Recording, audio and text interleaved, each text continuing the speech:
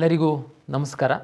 ಕರ್ನಾಟಕ ಪರೀಕ್ಷಾ ಪ್ರಾಧಿಕಾರ ನಡೆಸುವಂತಹ ಕೆಸೆಟ್ ಪರೀಕ್ಷೆಯನ್ನು ಬರೆದು ಅಸಿಸ್ಟೆಂಟ್ ಪ್ರೊಫೆಸರ್ ಹುದ್ದೆಗೆ ಅರ್ಜಿ ಸಲ್ಲಿಸಲು ಅರ್ಹತೆ ಗಳಿಸಿರುವಂತಹ ಎಲ್ಲ ವಿದ್ಯಾರ್ಥಿಗಳಿಗೆ ಪ್ರಾಧಿಕಾರದ ವತಿಯಿಂದ ಶುಭಾಶಯಗಳನ್ನು ಕೋರುತ್ತಾ, ಕಳೆದ 3 ಪರೀಕ್ಷೆಗಳನ್ನು ಕರ್ನಾಟಕ ಪರೀಕ್ಷಾ ಪ್ರಾಧಿಕಾರ ನಡೆಸಿದೆ. ನಮ್ಮ ಶಕ್ತಿ ಮೀರಿ ಪಾರದರ್ಶಕವಾಗಿ ಪರೀಕ್ಷೆಯನ್ನು ನಡೆಸಿ ಫಲಿತಾಂಶ ಕೊಡುವಂಥದ್ದಕ್ಕೆ ನಮ್ಮ ತಂಡ ಶ್ರಮಿಸಿದೆ. ಈ ವರ್ಷ ಏನು 2025ನೇ ಸಾಲಿನಲ್ಲಿ ನಾವು ನಡೆಸಿದಂತಹ ಕೆಸೆಟ್ ಪರೀಕ್ಷೆಗೆ ಸಂಬಂಧಪಟ್ಟಂತೆ ಈ ಒಂದು ಪರೀಕ್ಷೆಗೆ ಸಿದ್ಧತೆ ನಡೆಸ್ತಾ ಇರುವಂತಹ ಈಗಾಗಲೇ ಅರ್ಹತೆ ಗಳಿಸಿರುವಂಥವರು ಮತ್ತು ಪ್ರತಿ ವರ್ಷ ನಾವು ನಡೆಸೋದ್ರಿಂದ ಮುಂದಿನ ನವೆಂಬರಲ್ಲಿ ನಡೆಯುವಂತಹ ಪರೀಕ್ಷೆಗೆ ಕೆಲವರು ಸಿದ್ಧತೆ ನಡೆಸ್ತಿರ್ತೀರ. ನಾವು ತಮಗೆ ಕೆಲವು ಪ್ರಾಧಿಕಾರದ ವತಿಯಿಂದ ತಪ್ಪು ಮಾಹಿತಿಗಳು ಇರಬಾರ್ದು, ತಮಗೆ ಒಂದು ಸ್ಪಷ್ಟತೆ ಇರಬೇಕು ಅನ್ನುವಂಥದ್ದಕ್ಕೆ ಒಂದು ಸಣ್ಣ ಒಂದು ವಿಡಿಯೋವನ್ನು ಮಾಡಲಿಕ್ಕೆ ನಾನು ತಮ್ಮ ಮುಂದಿದ್ದೀನಿ. ತಮಗೆಲ್ಲ ಗೊತ್ತಿರುವಂತೆ ಕರ್ನಾಟಕ ಪರೀಕ್ಷಾ ಪ್ರಾಧಿಕಾರಕ್ಕೆ ರಾಜ್ಯ ಸರ್ಕಾರ ಕೆಸೆಟ್ ಪರೀಕ್ಷೆ ನಡೆಸುವಂತಹ ಏಜೆನ್ಸಿಯನ್ನು ಆಗಿ ನೇಮಕಾತಿ ಮಾಡಿದೆ. ಕೆಸೆಟ್ ಪರೀಕ್ಷೆಗೆ ಒಂದು ತಂಡವನ್ನು ಸಹ, ಅಂದರೆ ಉಪಕುಲಪತಿಗಳು, ನಿವೃತ್ತ ಒಬ್ಬರು ಉಪಕುಲಪತಿಗಳ ಅಧ್ಯಕ್ಷತೆಯಲ್ಲಿ ಒಂದು ಕಮಿಟಿಯನ್ನು ಸಹ ರಚನೆ ಮಾಡಿರುತ್ತೆ. ಸ್ಟೀರಿಂಗ್ ಕಮಿಟಿ ಮತ್ತು ಮಾಡಲೇಷನ್ ಕಮಿಟಿ ಅಂತ ಎರಡಿರುತ್ತೆ. ಬೇರೆ ರಾಜ್ಯದ ಕೆಲವು ವೈಸ್ ಚಾನ್ಸಲರ್ ಸಹ ಕಮಿಟಿಯಲ್ಲಿರ್ತಾರೆ. ಕೇವಲ ನಾವು ಪರೀಕ್ಷೆಯನ್ನು, ಪ್ರಶ್ನೆ ಪತ್ರಿಕೆಯನ್ನು ಸಿದ್ಧಪಡಿಸ್ಬಿಟ್ಟು ಒಂದು ಎಕ್ಸಾಮ್ ಮಾಡಿ ರಿಸಲ್ಟ್ ಕೊಡುವಂಥದ್ದು ಅಷ್ಟೇ ಅಲ್ಲ ಪ್ರಕ್ರಿಯೆ. UGC ಗೈಡ್ಲೈನ್ಸ್ ಪ್ರಕಾರ ಪ್ರಶ್ನೆ ಪತ್ರಿಕೆಯನ್ನು ಸಿದ್ಧಪಡಿಸುವಂಥದ್ದಕ್ಕೆ ಸಹ ಮಾನದಂಡಗಳು, ಮಾರ್ಗಸೂಚಿಗಳಿದ್ದಾವೆ. ನಂತರ ಪರೀಕ್ಷೆ ನಡೆಸುವಂಥದ್ದಕ್ಕೆ ಮತ್ತು ರಿಸಲ್ಟ್ ಪಬ್ಲಿಷ್ ಮಾಡುವಂಥ ಎಲ್ಲ ಹಂತದಲ್ಲಿ UGCದು ಒಂದು ಮಾರ್ಗಸೂಚಿಗಳಿದೆ. ಅದನ್ನು ಕಡ್ಡಾಯವಾಗಿ ನಾವು ಪಾಲನೆ ಮಾಡಬೇಕಾಗುತ್ತೆ. ಮತ್ತು ನಾವು ಪರೀಕ್ಷೆ ನಡೆಸಿದ ನಂತರ UGC ಅವರು ಬಂದು ನಮಗೆ ಒಂದು ಪರಿಶೀಲನೆ ಮಾಡಿ ಮತ್ತು ಮುಂದಿನ ಪರೀಕ್ಷೆಗಳನ್ನ ನಡೆಸುವಂಥದ್ದಕ್ಕೆ ಒಂದು ಅನುಮತಿ ಕೊಡುವಂಥದ್ದು, ಇಂಥದ್ದೆಲ್ಲ ಸಾಕಷ್ಟು ಪ್ರಕ್ರಿಯೆಗಳಿರುತ್ತೆ, ಅಫಿಷಿಯಲಿ ಪ್ರಕ್ರಿಯೆಗಳು. ಈಗ ಕಳೆದ ಒಂದು ವಾರದಿಂದ ನಾವೇನು ಕೆಸೆಟ್ 2025 ಪರೀಕ್ಷೆಯನ್ನು ನಡೆಸಿ ಪ್ರಮಾಣ ಪತ್ರಗಳನ್ನ ಡಿಸ್ಟ್ರಿಬ್ಯೂಟ್ ಮಾಡುವಂಥದ್ದಕ್ಕೆ ತಮ್ಮನ್ನು ಕರೆದು ದಾಖಲೆಯನ್ನು ಪರಿಶೀಲನೆ ಮಾಡಿ ತಮಗೆ ಪ್ರಮಾಣ ಪತ್ರ ಕೊಡುವಂತಹ ಕೆಲಸವನ್ನು ನಾವು ಮಾಡ್ತಾಯಿದ್ದೀವಿ.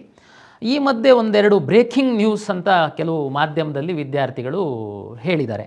ಏನು, KEA ಎಡವಟ್ಟು ಟೈಟಲ್ಲು, ಮತ್ತು ಇನ್ನೊಂದು ಅಸಿಸ್ಟೆಂಟ್ ಪ್ರೊಫೆಸರ್ ಕನಸು ಕಂಡಂತಹ ವಿಶೇಷ ಚೇತನ ಮಹಿಳೆಗೆ ಅನ್ಯಾಯ, ಈ ರೀತಿದು ಈ ಎರಡು ವಿಚಾರನ ನಾನು ತಮಗೆ ಕ್ಲಾರಿಫೈ ಮಾಡಬೇಕು ಅಂತೇಳಿ ನಾನು ತಮ್ಮ ಮುಂದೆ ಇದ್ದೀನಿ.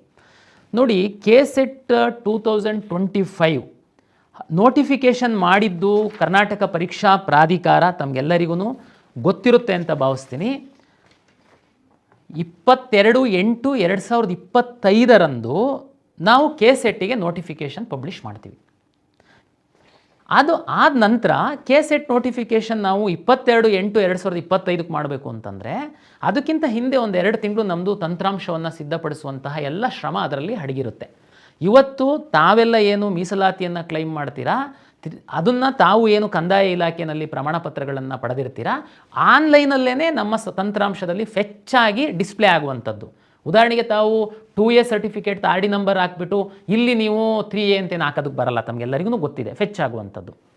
25ನೇ ತಾರೀಕು ಅಂದರೆ ನಮ್ಮ ನೋಟಿಫಿಕೇಷನ್ ಆಗಿ 3 ದಿವಸದ ನಂತರ ಸಮಾಜ ಕಲ್ಯಾಣ ಇಲಾಖೆಯಿಂದ ಒಳ ಮೀಸಲಾತಿಗೆ ಸಂಬಂಧಪಟ್ಟಂತಹ ಒಂದು ಆದೇಶ ಬರುತ್ತೆ.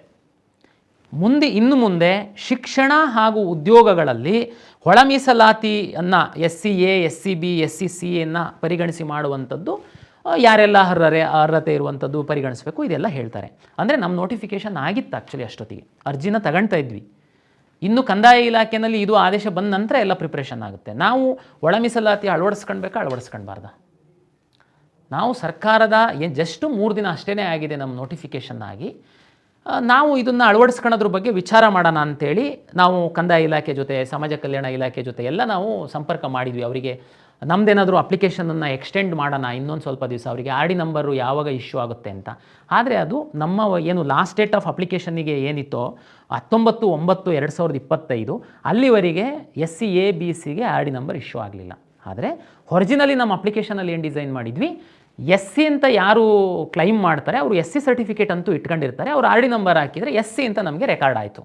ಈಗ ನಮ್ಮ ಹತ್ರ ಇರುವಂಥದ್ದು ನಮ್ಮ ನೋಟಿಫಿಕೇಷನ್ ಆದಂಥ ಸಂದರ್ಭದಲ್ಲಿ ಒಳ ಮೀಸಲಾತಿಯ ಆದೇಶ ಇರಲಿಲ್ಲ. ಹಾಗಾಗಿ ನಾವು SC ಡೇಟಾವನ್ನು ಕಲೆಕ್ಟ್ ಮಾಡಿದ್ವಿ. ನಮ್ಮ ಲಾಸ್ಟ್ ಡೇಟನ್ನು ವಿಸ್ತರಣೆ 19/9/2025ವರೆಗೆ ನಾವು ಅರ್ಜಿ ತಗೊಂಡಿದ್ವಿ. ಅಲ್ಲಿವರೆಗೆ ಸಹ SC ABC ಒಳ ಮೀಸಲಾತಿಗೆ ಸಂಬಂಧಪಟ್ಟಂತಹ RD ಸಂಖ್ಯೆ ಇರುವಂತಹ ಜಾತಿ ಪ್ರಮಾಣ ಪತ್ರವನ್ನು ಕಂದಾಯ ಇಲಾಖೆಯಿಂದ ಇಶ್ಯೂ ಮಾಡಲಿಲ್ಲ. ಹಾಗಾಗಿ ನಾವು ನಿಮ್ಮ RD ನಂಬರ್ ಒಳಪಟ್ಟಂಥದ್ದನ್ನು ನಾವು ದಾಖಲೆ ಸಂಗ್ರಹ ಮಾಡುವಂಥದ್ದು ಸಾಧ್ಯ ಆಗಲಿಲ್ಲ. ಆದರೆ ಸರ್ಕಾರದ ಆದೇಶವನ್ನು ಪಾಲನೆ ಮಾಡಿದರೆ ಒಂದಷ್ಟು ಮಕ್ಕಳಿಗೆ ಅನುಕೂಲ ಆಗುತ್ತೆ ಅನ್ನುವ ಹಿನ್ನೆಲೆಯಲ್ಲಿ, ಹಾಗೂ ನಾವು ಯಾವ ಸಂದರ್ಭದಲ್ಲಿ ವಿದ್ಯಾರ್ಥಿಗಳಿಂದ ಮಾಹಿತಿಯನ್ನು ಸಂಗ್ರಹ ಮಾಡ್ಬೋದು ಅಂತಂದರೆ, ನಮಗೆ ಒಂದು ಸರಿ ಏನಾದರೂ ಎಕ್ಸಾಮ್ ಆದರೆ ಯಾರು ಸಿಗಲ್ಲ, ಎಕ್ಸಾಮ್ ಸ್ವಲ್ಪ ಡಲ್ ಆಗಿದ್ದರೆ ಅವ್ರು ಯಾರೂ ಈ ಕಡೆ ತಿರುಗಿ ನೋಡಲ್ಲ.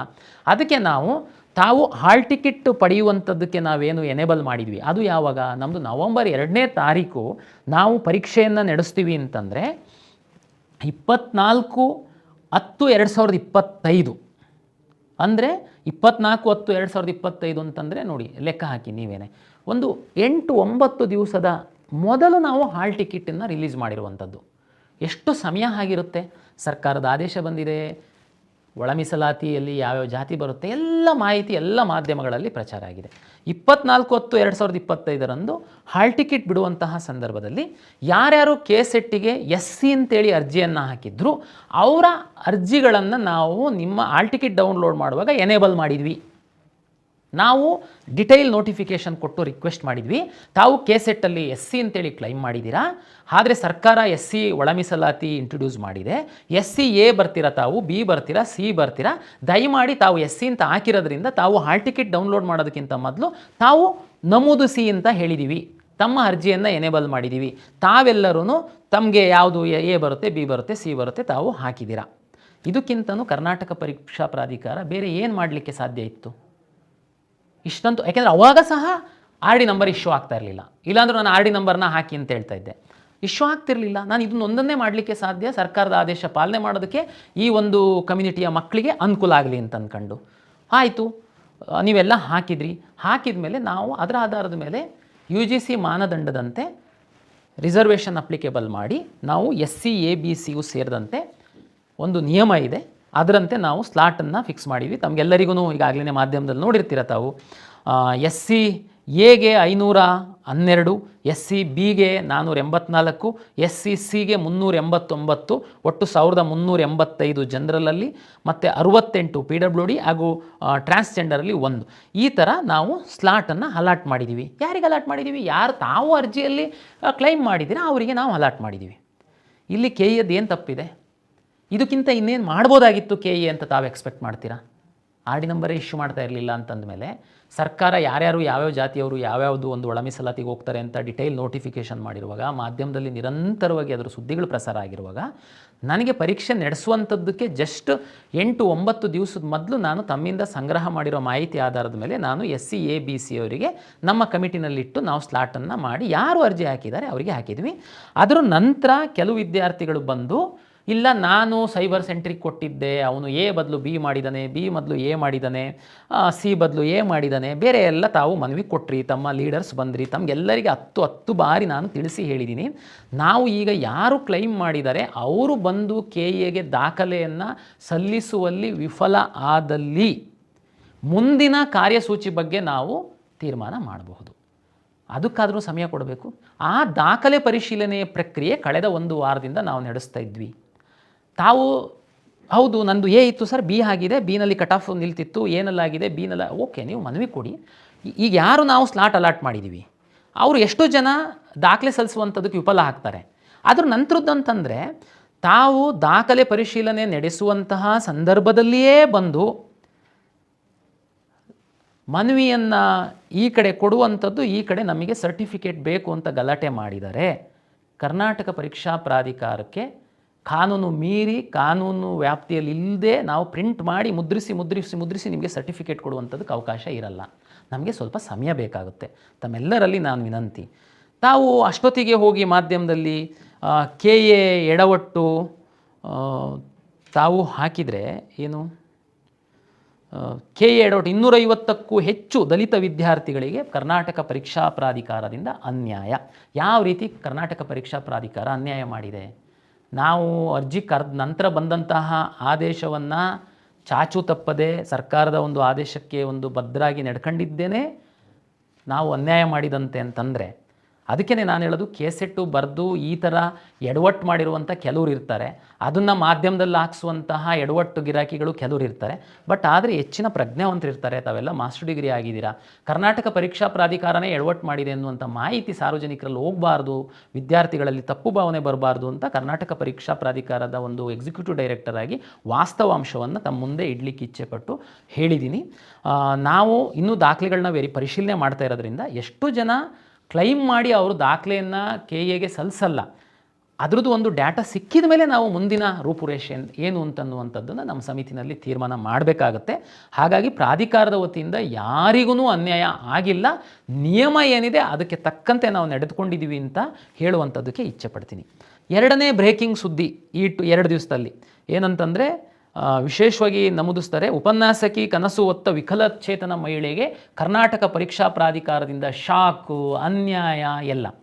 ನೋಡಿ, ತಮಗೆಲ್ಲರಿಗೂ ಗೊತ್ತಿದೆ, ತಾವು ಕಟ್ ಆಫ್ ನೋಡ್ತಾ ಹೋಯ್ತು ಅಂತಂದರೆ PWD ಏನು ವಿಶೇಷ ಚೇತನ ವರ್ಗವೊಂದರಲ್ಲಿ ಭಾಗವಹಿಸಿದ್ದಂಥವರಿಗೆ ಕಟ್ ಆಫು ಸಾಮಾನ್ಯವಾಗಿ ಕಡಿಮೆಗೆ ನಿಲ್ಲುತ್ತೆ. ಯಾರು ವಿಶೇಷ ಚೇತನರಿದ್ದಾರೆ ಅವರಿಗೆ ಮಾತ್ರ ಆ ಒಂದು ಸೌಲಭ್ಯ ಸಿಕ್ಕಬೇಕು ಅಂತನ್ನುವಂಥದ್ದು ಪ್ರಾಧಿಕಾರದ್ದು, ಸರ್ಕಾರದ್ದು ಒಂದು ಉದ್ದೇಶ. ನೀವು 375 ವಿದ್ಯಾರ್ಥಿಗಳು ಅರ್ಹತೆಯನ್ನು ಪಡೆದಿದ್ದಾರೆ PWDನಲ್ಲಿ, ವಿಶೇಷ ಚೇತನ ವರ್ಗದಲ್ಲಿ ವಿವಿಧ ಹುದ್ದೆಗಳಲ್ಲಿ 375 ವಿದ್ಯಾರ್ಥಿಗಳು ಅರ್ಹತೆಯನ್ನು ಪಡೆದಿದ್ದಾರೆ. ತಮಗೆಲ್ಲ ಗೊತ್ತಿದೆ, KCETನಲ್ಲಿ ಈ ವರ್ಷ ನಾವು 21 ವಿದ್ಯಾರ್ಥಿಗಳ ಮೇಲೆ ಪ್ರಕರಣ ದಾಖಲಿಸಿದ್ದೀವಿ. ಫೇಕ್ PWD ಸರ್ಟಿಫಿಕೇಟನ್ನು ತಗೊಂಡು ಬಂದಿದ್ದಾರೆ. ಇದಕ್ಕೆ ನಾವು ಕ್ರಮ ಕೈಗೊಳ್ಳಬಾರ್ದಾ? ನಮಗೆ ವಿಶೇಷ ಚೇತನ ಆಯುಕ್ತರು ಇಲಾಖೆಯಲ್ಲಿ ಒಂದು ಕೇಸ್ ಹಾಕಿ ನಮಗೆ ಒಬ್ಬರು ಪದೇ ಪದೇ ನಮಗೆ ಕರೆದು ಹೇಳ್ತಾರೆ, ಜಿಲ್ಲೆಯಲ್ಲಿ UDID ಕಾರ್ಡ್ ಕೊಟ್ಟ ಮೇಲೆ, ಜಿಲ್ಲೆಯಲ್ಲಿ ವಿಕಲಚೇತನ ಪ್ರಮಾಣ ಪತ್ರ ಕೊಟ್ಟ ಮೇಲೆ KE ಅವರು ಯಾರ್ರೀ ನೀವು ಮತ್ತೆ ಒಂದು ಸರಿ ಪರಿಶೀಲನೆ ಮಾಡೋರು ಅಂತೇಳಿ. ಹಾಗಿದ್ರೆ 21 ಜನ ಮೆಡಿಕಲ್ ಸೀಟ್ ನಾವೇನಾದ್ರೂ ಅವ್ರ ಮಾತನ್ನು ನಂಬಿ ನಾವು ನಮ್ಮ ಕಾಯ್ದೆಯಂತೆ ನಾವೇನಾದ್ರೂ ಇಲ್ಲೊಂದು ಮೆಡಿಕಲ್ ಬೋರ್ಡನ್ನು ಕಾನ್ಸ್ಟಿಟ್ಯೂಟ್ ಮಾಡಿ ಪರಿಶೀಲನೆ ಮಾಡಿಸಲಿಲ್ಲ ಅಂತಂದಿದ್ದರೆ 21 ನಕಲಿ PWD ವಿದ್ಯಾರ್ಥಿಗಳು ಮೆಡಿಕಲ್ ಸೀಟನ್ನು ತಗೊಳ್ಳೋರು. ಅವ್ರದ್ದೆಲ್ಲ ರ್ಯಾಂಕ್ ನೋಡಬೇಕು ನೀವು, 6 ಲಕ್ಷ 7 ಲಕ್ಷ 8 ಲಕ್ಷ ಇತ್ತು ರ್ಯಾಂಕು. ಜೆನ್ಯೂನ್ ಯಾರಿದ್ದಾರೆ ವಿಶೇಷ ಚೇತನರು, ಅವರಿಗೆ ಅನ್ಯಾಯ ಆಗಲ್ವಾ? ಈ ಬಾರಿ ಸಹ ನಾವೇನು ತೀರ್ಮಾನ ಮಾಡಿದ್ವಿ, KCETಲ್ಲಿ ಸಹ ಇಲ್ಲಿ ಏನೋ ಅಪ್ಲಿಕೇಶನ್ ಹಾಕುವಂತಹ ಸಂದರ್ಭದಲ್ಲಿ ನೀವು ಪರೀಕ್ಷೆಯನ್ನು ಬರೆಯೋದಕ್ಕೆ ಬಿಟ್ಟು ಈಗ ಚೆಕ್ ಮಾಡಿ ಅನ್ಯಾರೆ. ದಯಮಾಡಿ ಅರ್ಥ ಮಾಡ್ಕೊಳ್ಬೇಕು, ಈ ಮಾಧ್ಯಮದಲ್ಲಿ ಸಹ ಇವರು ವಿದ್ಯಾರ್ಥಿಗಳು ಏನು ಹೇಳ್ತಾರೆ ಆ್ಯಕ್ಚುಲಿ ವಾಸ್ತವ ಏನಿದೆ ಅಂತ ಅರ್ಥ ಮಾಡ್ಕೊಳ್ಳೋದೇನೆ ಸುದ್ದಿ ಮಾಡ್ತು ಅಂತಂದರೆ ಈ ಥರದ್ದು ಎಡವಟ್ಟುಗಳಾಗ್ತವೆ. ಆನ್ಲೈನಲ್ಲಿ ಅರ್ಜಿ ಕರಿತೀವಿ ನಾವು, ಅವಾಗೇನಾದರೂ ನಾವು ದಾಖಲೆ ಪರಿಶೀಲನೆ ಮಾಡಿರ್ತೀವ, ನಾವು ಕೆಳಗಡೆ ಡಿಕ್ಲರೇಷನ್ ಕೊಟ್ಟಿರ್ತೀವಿ, ನಾವು ಕೊಟ್ಟಿರುವಂತಹ ಮಾಹಿತಿ ಎಲ್ಲದೂ ಸರಿ ಇದೆ, ಇದು ಏನಾದ್ರೂ ತಪ್ಪಾದಲ್ಲಿ ನಾನೇ ಹೊಣೆಗಾರ ಅಂತನ್ನುವಂಥದ್ದು ತಗೊಂಡು ನಾವು ಪರೀಕ್ಷೆ ನಡೆಸುವಂಥದ್ದು. ಆಮೇಲೆ 375 ವಿದ್ಯಾರ್ಥಿಗಳು ಆಯ್ಕೆ ಆಗ್ತಾರೆ. ಅವರಿಗೆ ನಾವು ಕರೆದು ಮೆಡಿಕಲ್ ಟೆಸ್ಟ್ ಮಾಡಿಸಿದಂಥ ಸಂದರ್ಭದಲ್ಲಿ 31 ವಿದ್ಯಾರ್ಥಿಗಳು ಏನು 40ರಷ್ಟು ಅಂಗವೈಕಲ್ಯತೆ ಇದ್ದವರು ಮಾತ್ರ ವಿಶೇಷ ಚೇತನ ವರ್ಗದಡಿನಲ್ಲಿ ಸೌಲಭ್ಯಗಳನ್ನು ಪಡೆಯುವಂಥದ್ದಕ್ಕೆ KCET ಒಳಗಡೆ ನಿಯಮ ಇರುವಂಥದ್ದು. 31 ವಿದ್ಯಾರ್ಥಿಗಳು 3%, 4%, 10%, 20% ಎಲ್ಲ ಇದೆ, ಅವರಿಗೆ ಕೊಟ್ಬಿಡೋಣಾಗಿದ್ರೆ ನಾವು ಸರ್ಟಿಫಿಕೇಟು. ಯಾವ ರೀತಿ ಅನ್ಯಾಯ ಆಗುತ್ತೆ? ಯಾವ ರೀತಿ ನಾವು ಕನಸು ಕಾಣೋರಿಗೆ ತಣ್ಣೀರು ಹಚ್ಚಲಿಕ್ಕಾಗುತ್ತೆ? ನಾವು ನಿಯಮ ಪಾಲನೆ ಮಾಡ್ತಾ ಇರುವಂಥದ್ದು ಯಾವ ರೀತಿ ತಪ್ಪು ಅಂತ ಈ ಕೆಲವು ವಿದ್ಯಾರ್ಥಿಗಳಿಗೆ ಮತ್ತು ಮಾಧ್ಯಮದವರಿಗೆ ಕಾಣ್ತು ನನಗೆ ಗೊತ್ತಿಲ್ಲ. ಆದರೆ ನಾನು ನಿಯಮನ ಪಾಲನೆ ಮಾಡ್ತಾ ಇರುವಂಥದ್ದನ್ನು ತಮ್ಮ ಗಮನಕ್ಕೆ ತರಬೇಕು ಅಂತೇಳಿ ನಾನು ತರ್ತಾಯಿದ್ದೀನಿ. ನಾವು ವಿಶೇಷ ಚೇತನ ವರ್ಗದಲ್ಲಿ ಕ್ಲೈಮ್ ಮಾಡಿದಂಥವರಿಗೆ ಕಣ್ಮುಚ್ಕೊಂಡು ಅವರು ಎಲ್ಲೆಲ್ಲಿ UDID ಕಾರ್ಡ್ ತಗೊಂಡು ಬಂದಿದ್ದಾರೆ ಬ್ಲೈಂಡಾಗಿ ನಾವು ಸರ್ಟಿಫಿಕೇಟ್ ಕೊಡಲ್ಲ. ನಾವು ಇಲ್ಲಿ ಮೆಡಿಕಲ್ ಬೋರ್ಡ್ ಕಾನ್ಸ್ಟಿಟ್ಯೂಟ್ ಮಾಡಿ ಪರಿಶೀಲನೆ ಮಾಡಿ ಅವರಿಗೆ ಅರ್ಹತೆ ಗಳಿಸಿದವರಿಗೆ ಮಾತ್ರ ಪ್ರಮಾಣಪತ್ರ ಕೊಡುವಂಥದ್ದು. ಜೊತೆಗೆ ಈಗೇನು ಇವರು ಈ ಥರ ಜಿಲ್ಲೆಗಳಲ್ಲಿ ತಮ್ಮ ಪ್ರಭಾವವನ್ನು ಬಳಸಿ ಕೆಲವರು ನಕಲಿ ಪ್ರಮಾಣಪತ್ರವನ್ನು 20% ಇದ್ದವರು, 5% ಇದ್ದವರು, ಸಣ್ಣ ಗಾಯ ಆಗಿದ್ದವರು, 40%ಗಿಂತ ಹೆಚ್ಚು ಅಂಗವೈಕಲ್ಯ ಪ್ರಮಾಣಪತ್ರವನ್ನು ತಗೊಂಡು ಬಂದಿದ್ದಾರೆ. ಆ ಸರ್ಟಿಫಿಕೇಟ್ ಕೊಟ್ಟವ್ರ ವಿರುದ್ಧ ಕ್ರಮ ಕೈಗೊಳ್ಳಲಿಕ್ಕೆ ಸಹ ಆರೋಗ್ಯ ಇಲಾಖೆಗೆ ನಾವು ಪ್ರಸ್ತಾವನೆಯನ್ನು ಸಲ್ಲಿಸ್ತಾ ಇದ್ದೀವಿ ಅಂತ ಹೇಳ್ತಾ, ಯಾರು ನ್ಯಾಯಯುತವಾಗಿ ರಾಜಮಾರ್ಗದಲ್ಲಿ ಅರ್ಜಿಯನ್ನು ಸಲ್ಲಿಸಿ ಬಂದು ಪರೀಕ್ಷೆಯನ್ನು ಬರೀತಾರೆ ಅವರಿಗೆ ನಾವು ನ್ಯಾಯವನ್ನು ಕೊಡುವಂಥದ್ದು, ಅಡ್ಡ ಮಾರ್ಗಗಳಲ್ಲಿ ಬಂದಂಥವರಿಗೆ ಕಟ್ ಮಾಡುವಂಥದ್ದು ನಮ್ಮ ಒಂದು ಜವಾಬ್ದಾರಿ, ನಮ್ಮ ಒಂದು ಕಾಳಜಿ. ದಯಮಾಡಿ ಎಲ್ಲರೂ ಸಹಕರಿಸ್ತೀರಾ, ಕೋಆಪ್ರೇಷನ್ ಕೊಡ್ತೀರಾ ಅಂತೇಳಿ ನಾನು ತಿಳ್ಕೊಂಡಿದ್ದೀನಿ. ಈಗ ಯಾರು ಸಕ್ಸಸ್ ಆಗಿದ್ದೀರಾ ಅವರಿಗೆ ಶುಭಾಶಯಗಳು. ಪ್ರತಿ ವರ್ಷ KCET ಪರೀಕ್ಷೆಯನ್ನು ನಡೆಸುವಂಥದ್ದಕ್ಕೆ ಸರ್ಕಾರ ಕರ್ನಾಟಕ ಪರೀಕ್ಷಾ ಪ್ರಾಧಿಕಾರಕ್ಕೆ ಒಂದು ಆದೇಶವನ್ನು ನೀಡಿದೆ. ಹಾಗಾಗಿ ಪ್ರತಿ ವರ್ಷ ನಾವು ನವಂಬರಲ್ಲಿ ಪರೀಕ್ಷೆ ನಡೆಸೋದ್ರಿಂದ ತಾವು ಯಾರು ಸ್ವಲ್ಪದರಲ್ಲಿ ತಾವು ಮಿಸ್ ಆಗಿದ್ದೀರಾ, ತಾವು ಇನ್ನೂ ಹೆಚ್ಚಿನ ಪರಿಶ್ರಮವನ್ನು ವಹಿಸಿ ಮುಂದಿನ ದಿನಗಳಲ್ಲಿ ತಮಗೆ ಯಶಸ್ಸು ಸಿಗುತ್ತೆ ಅಂತೇಳಿ ಹೇಳ್ತಾ ಪ್ರಾಧಿಕಾರದ ವತಿಯಿಂದ ಮತ್ತೊಮ್ಮೆ ಎಲ್ಲರಿಗೆ ನಮಸ್ಕಾರಗಳು.